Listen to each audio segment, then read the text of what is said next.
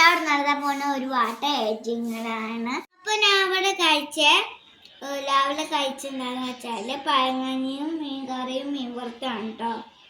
പിന്നെ കുറച്ച് പാൽ കുടിക്കാന്ന് കരുതി കുടിക്കാം. മുട്ട ഞാൻ കഴിച്ചിട്ടുണ്ട് കേട്ടോ. പിന്നെ ഞാൻ ഒരു ഏത്തക്ക കഴിച്ചിട്ടുണ്ട് കേട്ടോ.